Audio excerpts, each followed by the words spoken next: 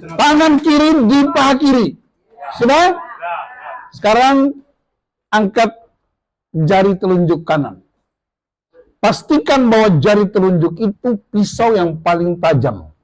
Mainkan pisau tajam itu di antara jari-jari di paha itu.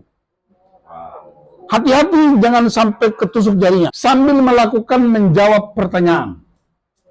Saya ajukan pertanyaan. Pertanyaannya pasti dijawab karena tentang diri Anda sendiri. Ayo mulai. 1, 2, 3, mainkan. Sebutkan namamu. Tinggal di mana? Umur berapa tahun? Dewasa atau anak-anak? Kalau sudah dewasa, kenapa main kayak anak-anak?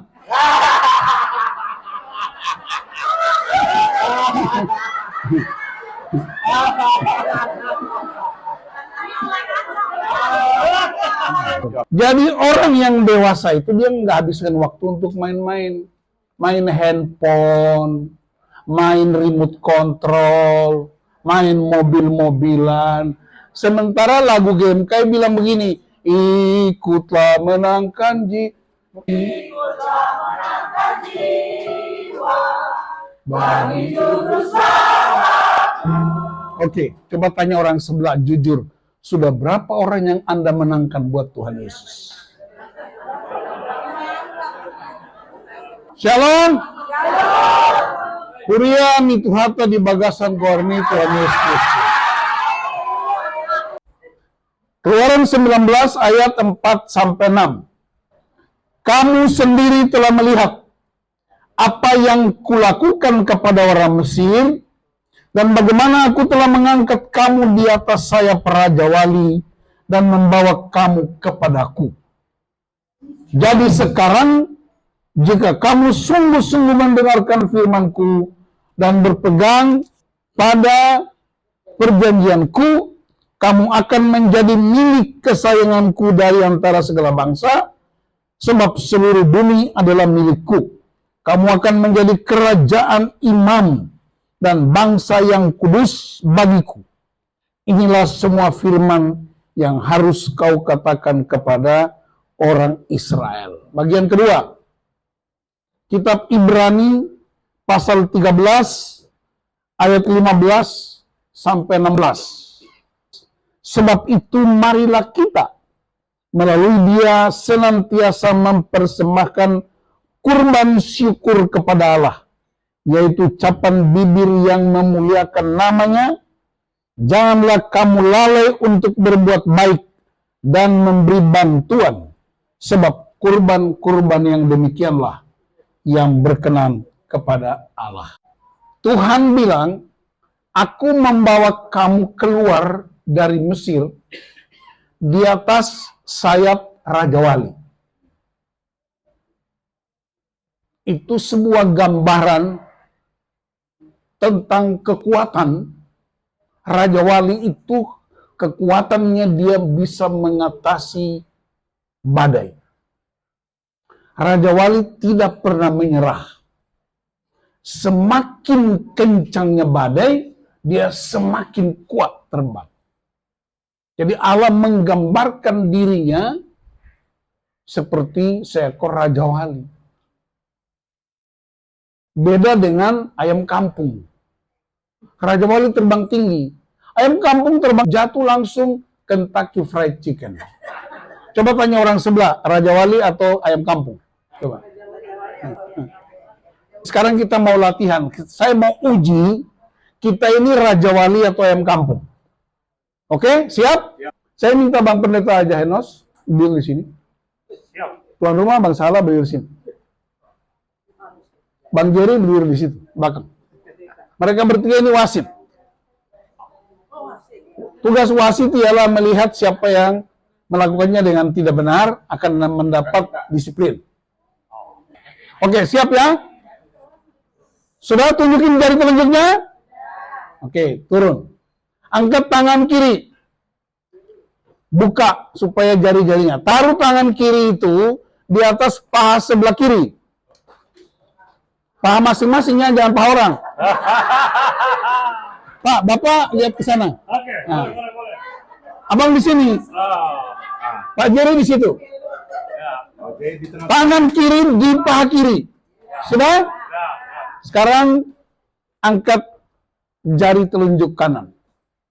Pastikan bahwa jari telunjuk itu pisau yang paling tajam. Bilang sama orang sebelah, itu pisau paling tajam. Sekarang kita latihan. Mainkan pisau tajam itu di antara jari-jari di paha itu. Hati-hati jangan sampai ketusuk jarinya. Mulai, latihan dulu, latihan. Nggak usah lihat ke orang lain, lihat jarinya supaya nggak ketusuk. Sudah? Bang Bosman tidak usah ikut, Bang Bosman mencatat berapa skor nanti. Oke, mulai ya. Sekarang latihan dulu, 1, 2, 3. Oke, selesai. Sekarang kita akan mulai sambil melakukan menjawab pertanyaan. Saya ajukan pertanyaan. Pertanyaannya pasti dijawab karena tentang diri Anda sendiri.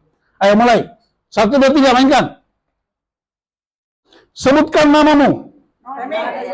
Ulang. Harus kencang. Ulang. Nama sendiri. Ayo mulai, mainkan. Awas pisau tajam itu. Sebutkan namamu. Tinggal di mana? Umur berapa tahun? Dewasa atau anak-anak? Kalau sudah dewasa, kenapa main ke anak-anak?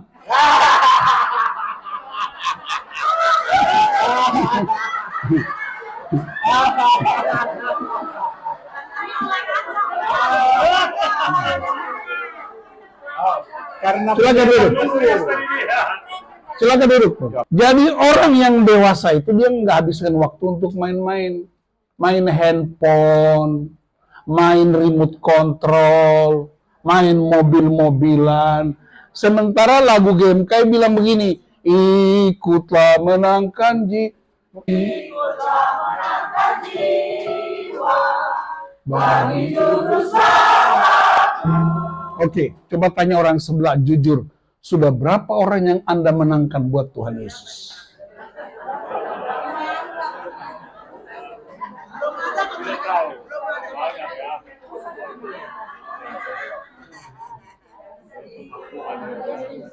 Kita nyanyi menangkan jiwa, tapi kerjaan kita apa? Main jari-jari, handphonenya, remote controlnya, apalagi lipstiknya, gincunya, bedanya, terus habis waktu hanya mengurusi. Jadi menurut keyakinan saya mesti ada perubahan gaya hidup. Kalau enggak kita anak-anak terus. Kamu lihat, aku bawa kamu di atas sayap apa? Raja Wali. Katakan Raja Wali. Raja Wali itu kalau udah tua, dia lakukan pembaharuan tubuhnya. Mematok-matok patuknya itu ke tubuhnya, mencabut semuanya, bulu-bulunya itu, kemudian paruhnya itu ditancapkan ke batu cadas, sampai dia rontok, terus dia jadi muda kembali. Itu sebabnya Raja Wali dipakai sebagai pola yang menggambarkan tentang kekuatan. Jadi Raja Wali itu mesti ada pembaharuan. Tapi dia juga menjadi pengharapan. Raja Wali itu suka bertengger di atas pohon yang tinggi. Dan dia nggak bikin apa-apa. Tapi begitu badai datang, dia bilang begini, gua tunggu lo kenapa lama kali nggak datangnya. Ya, dia tunggu badai itu. Raja Wali tunggu badai. Dia nggak minta berdoa supaya badai disingkirkan. Tapi dia berharap badai datang, karena itulah dia menguji kekuatan untuk mengatasi langit. Wow. Dan saya berdoa supaya 1051 kali best. Kita ini udah Raja Wali yang sudah mengalami perubahan. Amin. Amin. Haleluya. Habis ini yang yang mau bertobat, ada kolom baptisan. Langsung dibaptis. Haleluya. Keluaran pasal 19 ayat 4. Aku telah mengangkat kamu di atas sayap Raja Wali dan membawa kamu kepadaku. Ini Tuhan keluarkan orang Israel dari Mesir dan dibawa kepada ku, kata Tuhan. Ayat 5. Jadi sekarang, bilang sama-sama, jadi sekarang, jika kamu sungguh-sungguh mendengarkan firman-ku dan berpegang pada perjanjian-ku, kamu akan menjadi milik kesayanganku. Haleluya. Coba lihat sama orang kiri kanan, bilang, Anda milik kesayangan Tuhan. Kamu menjadi milik kesayanganku. Mau jadi milik kesayangan Tuhan? Ada 2 syarat. Dengar firman dan setia pada perjanjian. Perjanjian Tuhan apa? Aku akan jadi Allahmu dan kamu beribadah kepadaku. Tanda orang yang milik Tuhan ialah beribadah kepada Tuhan. Dan kamu menjadi milik kesayanganku. Ya, milik kesayangan itu sesuatu yang lebih penting. Dia tidak diabaikan. Ibu-ibu, kakak-kakak punya kesayangan apa di rumah? Hah? Ada dogi, ada cincin berlian, emas, perak, permata, cucu, urus cucu lebih dari urus suami. Sesuatu yang disayangi itu tidak hanya diberi perhatian, tapi dia mau mati. Yesus mati buat milik kesayangannya. Amin. Kita milik kesayangan Tuhan. Karena milik kesayangan Tuhan tidak pakai klaster. Milik kesayangan Tuhan tidak pakai status, jabatan, dan pangkat. Semua milik kesayangan Tuhan. Jadi syarat menjadi milik kesayangan. Katakan, dengar firman, taat pada perjanjian. Kapan dimulai? Dia bilang, jadi sekarang. Dia nggak tunggu Paskah. Dia nggak tunggu kenaikan. Dia nggak tunggu Natal. Dia nggak tunggu hari ulang tahun. Dia nggak tunggu Bible study. Tapi dia bilang apa? Sekarang. Berlaku saat itu juga. Jadi sekarang kalau kamu dengar firman-Ku, amin Bang Torkis, dan setia pada perjanjian-Ku, nah kamu akan menjadi umat kesayanganku. Wow. Kalau umat kesayangan, dia bikin apa saja untuk memproteksi umat kesayangan. Ayat 6, kamu akan menjadi kerajaan imam dan bangsa yang kudus bagiku. Wow. Katakan, jadi kerajaan imam. Bangsa yang kudus. Kerajaan imam, kalau kerajaan imam, isinya apa? Para imam. Gereja bikin klaster. Jadi yang boleh doa syafaat, boleh khotbah hanya pendeta, penatua, diaken. Tapi puji Tuhan, Bible study telah mengubah segala sesuatu. Yang berkhotbah pun bukan pendeta, penatua, diaken. Dan menurut saya, kalian sesat.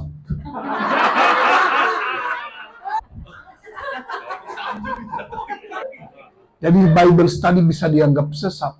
Karena apa? Bukan pendeta khotbah, bukan penatua, bukan diaken, doa syafaat. Hebat kali nih besin. Tapi bagi saya, itu reformasi jilid 3, haleluya. Jilid 1 Martin Luther, jilid 2 tahun 98 Soeharto jatuh, dan jilid 3. Itulah sebabnya para yang bukan pendeta disebut pendeta swasta. Jadi yang mau saya kasih tahu hari ini ialah kesalahan fatal orang Kristen ialah membuat klaster. Hanya pendeta yang boleh doa makan. Apalagi Ronald yang datang lagi. Tapi puji Tuhan lah, dia masih segar ya. Lihat dia tuh, kan dia botak tuh. Orang kalau botak depan, itu orang pintar. Kalau botak belakang, itu orang berpikir. Kalau botak dari depan ke belakang, dia pikir dia pintar.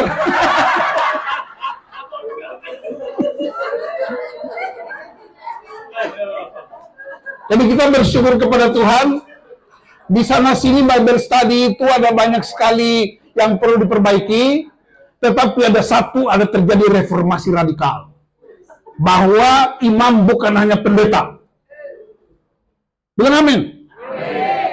Imam itu bukan hanya penatua, diaken, parhalado, tapi semua orang yang mengikat perjanjian dengan Tuhan. Dia taat pada firman Allah dan dia menjadi milik kesayangan Tuhan. Dia disebut kerajaan imam. Mana ayatnya? Keluaran 19 ayat 4 sampai 6. Jadi imam tidak struktural. Dia fungsional.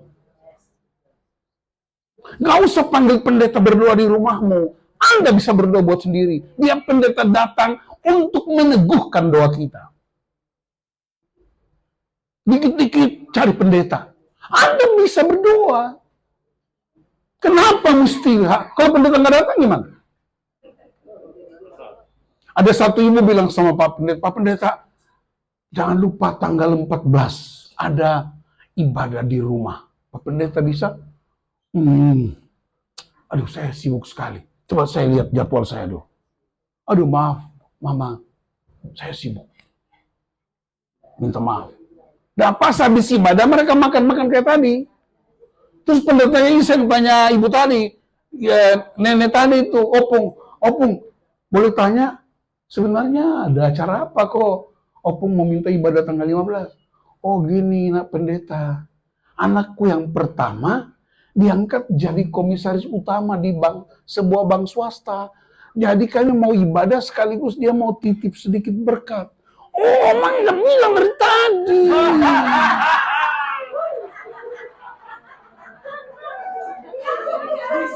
Coba saya lihat jadwal saya dulu. Oh, 14 saya kosong. Saya kira tanggal 4. Ternyata 14. Bilang sama orang sebelah, saya kenal hamba Tuhan itu. Kenapa dikit-dikit? Itu aja yang kita kerjakan. Hanya ributkan soal aturan tata dasar, tata rumah tangga. Katakan kita para imam. Amin. Tahu apa tugas imam? Pertama, imam itu menghampiri mesbah. Katakan mesbah. Mesbah itu tempat private room. Mesbah itu tempat perjumpaan pribadi dengan Tuhan. Mesbah tidak bisa diintervensi oleh jabatan apapun, apalagi koordinator Bible study, nggak bisa. Mesbah itu apa? Katakan private room. Pribadi. Mesbah adalah tempat mempersembahkan kurban. Katakan persembahkan kurban. Dan itu dilakukan oleh seseorang yang punya special relationship dengan Tuhan. Mesbah juga adalah tempat memanggil Tuhan. Dan di perjanjian lama penuh dengan tindakan membuat mesbah. Nuh bangun mesbah, Abraham bangun mesbah, Ishak bangun mesbah, Yakub bangun mesbah, Daud bangun mesbah. Lucunya di Alkitab Perjanjian Baru, Yesus, murid-murid Rasul Paulus tidak bangun mesbah. Kenapa? Kenapa Yesus dan Paulus tidak bangun mesbah? Kenapa murid-murid tidak bangun mesbah? Ingat, mesbah artinya apa? Private room. Mesbah artinya apa? Tempat perjumpaan dengan Tuhan. Mesbah tempat mempersembahkan kurban. Yesus tidak bangun mesbah karena dia jadikan dirinya sebagai mesbah itu sendiri. Bilang amin. Itulah sebabnya Anda nggak usah sibuk dengan altar-altar gereja. Anda nggak usah repot dengan mimbar-mimbar gereja. Itu cuma aksesoris belaka. Tapi Anda mesti berjumpa dengan mesbah yang sesungguhnya. Yesus Kristus adalah mesbah itu sendiri. Itu sebabnya Yesus kan tidak pernah periksa di Alkitab. Ada nggak Yesus suruh bangun mesbah? Dia cuma bilang begini, meneguhkan orang Yahudi, orang Israel. Kalau kamu beri persembahan di mesbah itu, dan kamu masih ingat seseorang belum beres dengan engkau, tinggalkan mesbah itu dan pergi berdamai dengan dia. Baru datang melanjutkan. Itu sebabnya imam tidak dapat diwakilkan. Seorang hamba Tuhan bilang begini, orang masuk surga itu ibarat pergi ke WC. Bung Yance, mau ke WC nggak? Belum. Tapi kalau mau pergi, boleh aku titip. Nggak bisa kan? Pergi ke WC itu nggak bisa nitip, Pak. Maka pergi ke surga pun nggak bisa nitip. Amin, Pak. Pak Timur. Urus BPJS bisa mewakili. Tapi kalau urus surga nggak bisa diwakili. Private tuh. Dia private room. Satu kali ada suami istri, mereka begitu habis nikah, istrinya rajin gereja. Oh, luar biasa, dia ikut KOR, dia orang HKBP Jalan Jambu. Rajin kali dia bapak ibu satu ini. Pokoknya tiada hari tanpa ibadah. Ibadah wanita, KOR-nya, apa semua. Paling terkenal. Suaminya nggak pernah masuk gereja, tunggu malam Natal. Baru datang dia. Pas habis kebaktian, malam Natal, pendetanya berkunjung. Bapak, 1 tahun baru datang ke gereja. Aku cuma lihat Inang rajin ke gereja. Kenapa Bapak nggak pernah ke gereja? Bapak itu bilang, macam mana kau ini pendeta? Dulu waktu Bapak pendeta berkati kami, apa katamu? Mereka bukan lagi 2, tetapi 1. Jadi kalau istriku rajin ke gereja, udah laki aku itu. Langsung pendeta bilang, si pengaruh kali kau ya. Pas udah tua dua-duanya mati. Dua-duanya menghadap pintu surga. Waktu itu ada malaikat jaga. Begitu seleksi, ibu masuk ke surga. Haleluya. Bapak tidak boleh ikut.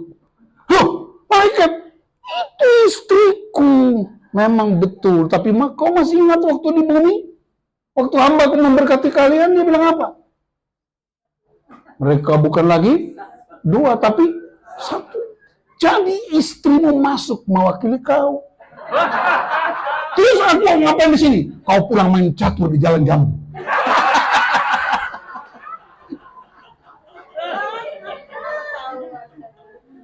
Jadi Pak Ronald tidak bisa mewakili Anda masuk surga. Harus masing-masing. Amin. Tapi Bible study tidak menyelamatkan. Hanya Kristus yang menyelamatkan. Amin. Haleluya. Makanya jangan bangga-bangga kali lah Bible study itu. Tuhan yang lebih hebat dari Bible study itu. Amin.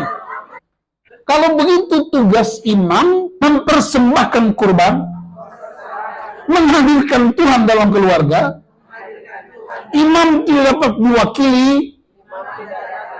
Pak Pendeta Jahenos imam di gereja, tapi dia bukan imam di rumahku.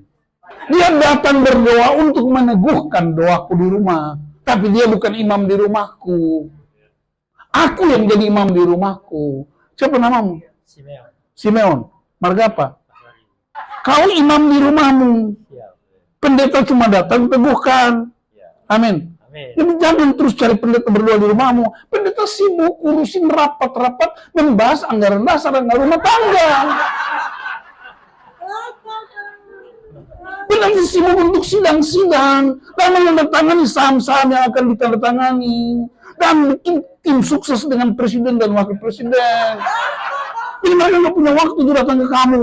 Kamu aja yang berdoa buat keluargamu. Amin. Haleluya.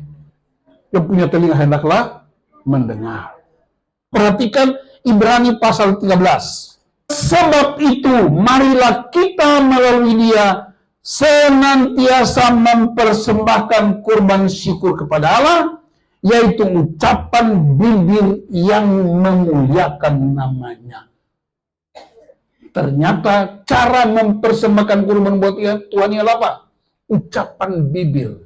Katakan ucapan bibir. Ucapan bibir artinya apa? Tidak ada ruang untuk memperkatakan sesuatu yang buruk tentang Tuhan dan orang lain. Saya melihat begitu banyak perempuan yang hancur hidupnya. Tahu kenapa? Bukan suaminya kurang ganteng, bukan suaminya itu tidak punya uang, tapi suaminya tidak jadi imam dalam rumah tangga. Kehilangan fungsinya. Tidak punya waktu berdoa. Tidak punya waktu baca firman buat keluarganya. Kita selalu mengucap syukur.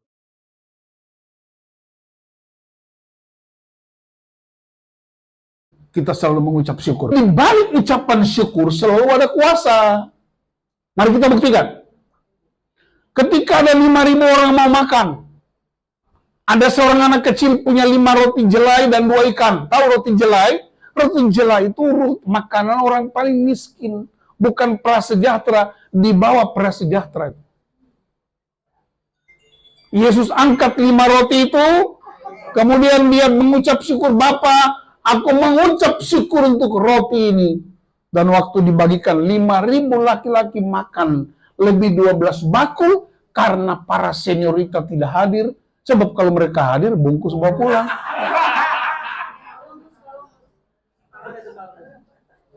Berarti apa? Di balik ucapan syukur ada kelimpahan. Bilang amin. Lazarus mati 4 hari. Dia udah bau karena nggak pakai formalin. Yesus datang. Diangkat tangannya, Bapak, Engkau adalah kebangkitan yang hidup. Lazarus, keluar. Keluar nggak Lazarus? Keluar nggak? Lazarus bangkit. Berarti di balik ucapan syukur ada kebangkitan. Bilang amin. Paulus, Rasul Paulus itu, Paulus digigit ular. Bagi orang setempat, digigit ular berarti ini orang jahat dan pasti mati. Paulus cuma berdoa, mengucap syukur kepadamu. Bukan hanya sembuh, ularnya mati. Berarti apa? Di balik ucapan syukur ada kesembuhan. Saya ingat 20 tahun lalu ada satu keluarga di Jakarta Timur. Mereka itu pekerjaan pokoknya ialah bikin tempe. Tempe dibuat dari apa? Kacang kedelai, campur jamur tertentu, difermentasi jadi tempe. Jadi suami istri ini punya 2 anak kecil. Mereka udah bikin tempe itu 15 tahun. Artinya sudah punya pengalaman. Bangun pagi-pagi, pria ini, dia kaget karena 15 kotak tempe, nggak ada yang jadi tempe. Dia panggil istrinya, Ma, kenapa begini? Istrinya bilang, Pak, Mama udah bangun dari pagi. Mama juga udah lihat. Loh, Mama bikin bagaimana kok nggak jadi tempe? Ya, biasa Pak, kan kita udah 15 tahun. Lalu pria ini mulai berdoa. Tuhan, aku percaya Lazarus saja yang kau bisa bangkitkan. 5.000 orang makan 5 roti bisa kenyang dan lebih. Kalau cuma kacang kedelai jadi tempe dalam nama Yesus. Tempe. Dia hadap ke belakang, dia suruh istrinya buka kotak. Ma, buka. Waktu istrinya buka itu kotak. Kenapa, Ma? Masih kedelai. Langsung pria ini bilang ini, Ma, aku ingat dalam Matius 18, rupanya pria ini, dia parhalado juga di gereja. Dia hafal ayat tuh. Aku ingat di Alkitab bilang, kalau 2 orang sepakat di dunia minta apa saja dalam nama Yesus, pasti dikabulkan. Dan ingat, 2 orang itu maksudnya suami istri, Ma. Jadi sini, dia pegang tangan istrinya, mereka mulai jalan, taruh tangan di atas kotak-kotak tempe. Tuhan, kami nggak perlu minta anak lagi, kami sudah punya 2 anak, kami sudah punya rumah, kami sudah punya mobil. Kami hanya minta kedelai jadi tempe dalam nama Yesus. Tempe. Dia suruh istrinya, Ma, buka. Waktu istrinya buka, lama.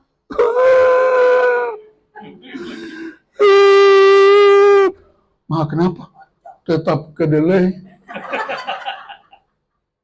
Tapi karena udah jam sekolah, Ma, siapin sarapan anak-anak mau ke sekolah. Biar papa bawa ke pasar. Dia kasih naik 15 tempe di kot api itu di mobil bak terbuka. Lalu dia bawa ke pasar. Sampai di pasar, tahu kan? Pasar-pasar di Jakarta kan berdasarkan segmennya. Di sana ada sayur, ikan kering, ikan basah, daging. Ini tahu tempe. Orang udah rame. Tapi dia atur 15 kotaknya. Dia buka dikit-dikit. Nggak ada yang jadi tempe. Tetap kedelai. Bukan lagi, tetap.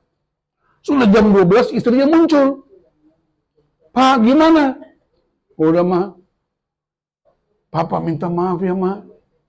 Siapa tahu papa ada dosa. Mama kemarin tipu siapa? Mereka mulai saling menuduh.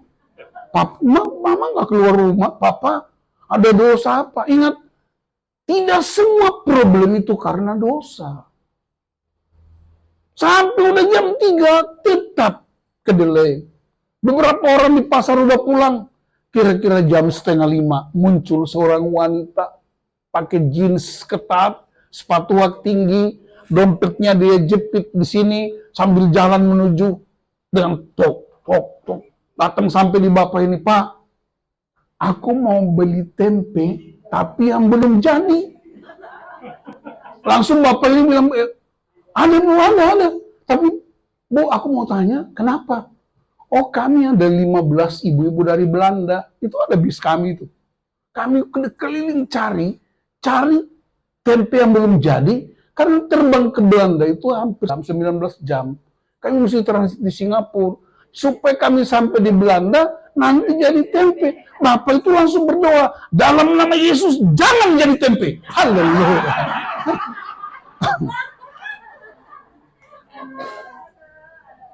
Jadi yang kita pikirkan itu beda dengan yang Tuhan pikirkan.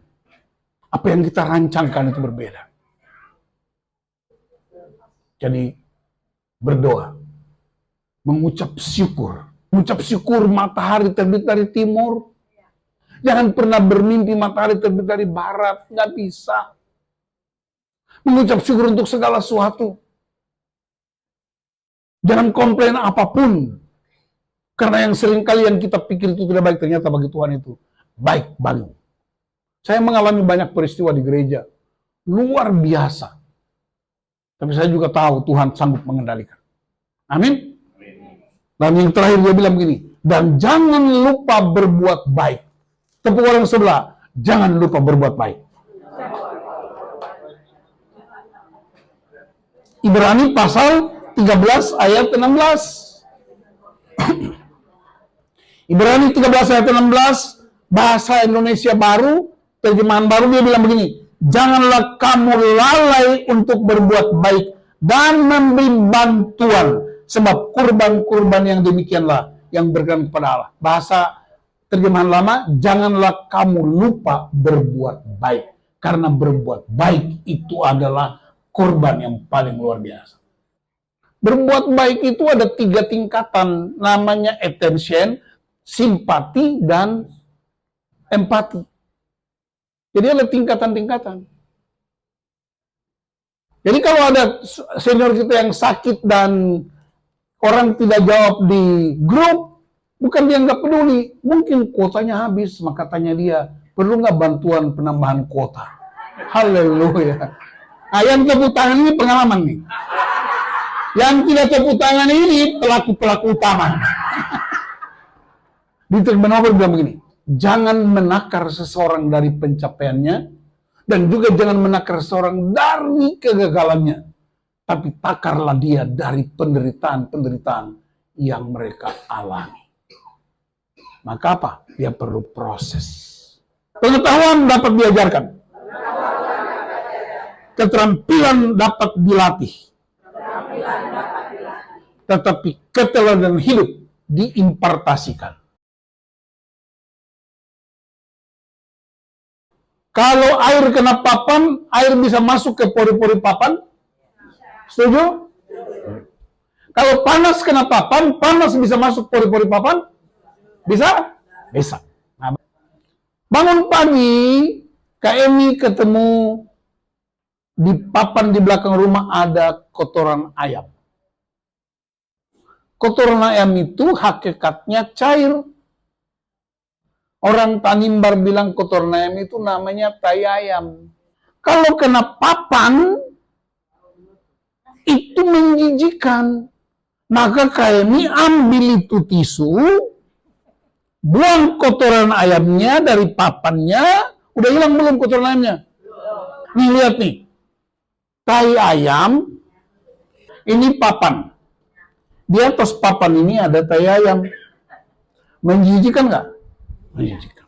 Lalu kami ambil tisu atau kulit kelapa apa saja, sabut atau apalah, buang. Perhatikan, ikuti urutannya. Udah hilang belum? Sudah. Kan ini yang pelan nih, yang kelihatan nih. Udah hilang. Nanti pertanyaan kedua, masih ada nggak bekas di dalam papan? Makanya ikut urutan, ikut base-nya yang benar. Masuk 5:30, jangan masuk tiba-tiba, nanti nggak dapat pelajarannya. Ini tai ayam. Tai ayamnya hilang. Hilang belum? Di dalam masih ada bekas? Nah, sekarang matahari kena papan. Terjadi penguapan. Bau apa? Nah, Roma 7 bilang begini, yang kelihatan ini dia bernama hukum dosa. Katakan hukum dosa. Hukum dosa itu Yesus selesaikan di atas kayu salib. Tetapi di dalam diri kita masih ada kuasa dosa. Katakan kuasa dosa. Kuasa itu yang kemudian ketika matahari kena papan, dia menguap. Kita habis kebaktian begini. Begitu keluar lihat mobil kita, mungkin ada anak-anak yang main pasir-pasir, mobilnya tergores, kan marah. Kenapa? Karena di dalamnya masih ada kuasa. Apa itu? Tai ayamnya. Makanya kenapa orang marah-marah? Karena ini udah hilang. Dia udah mengaku Yesus Kristus Tuhan, tapi di dalam papan ini masih ada bekasnya. Namanya kuasa dosa. Makanya orang suka marah-marah. Ini orang yang apa? Ada kata ayam di dalam. Coba semua bikin begini. Bikin begini. Tanya orang sebelah, setebal apa tai ayammu?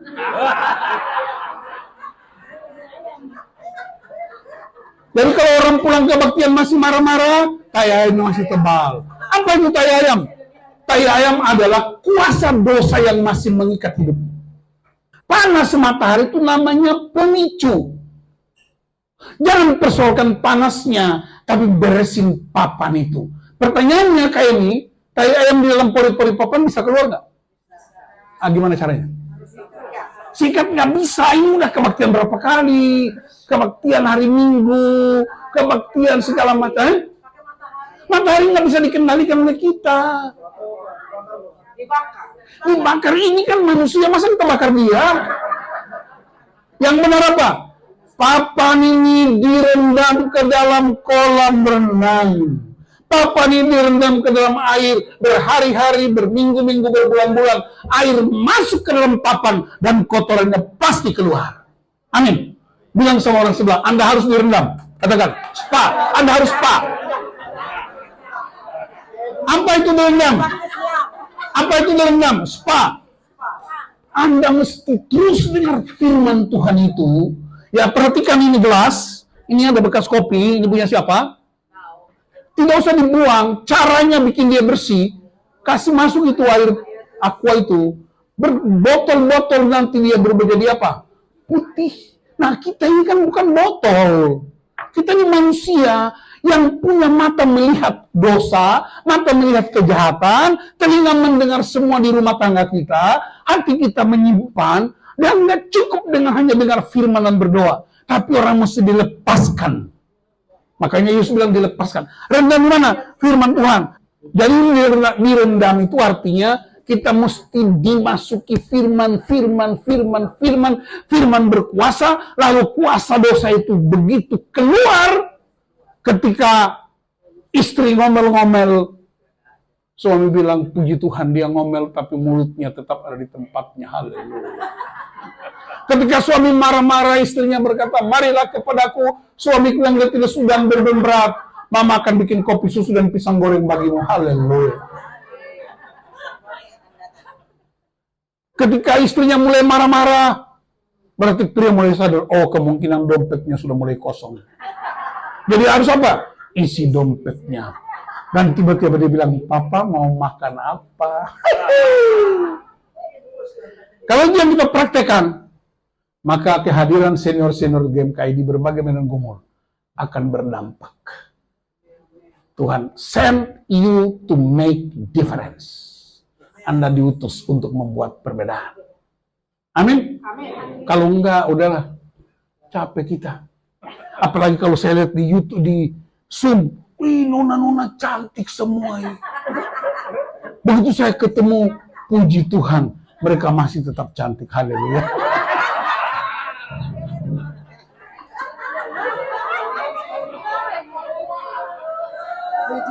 Yang bilang tua itu kalian, bukan saya.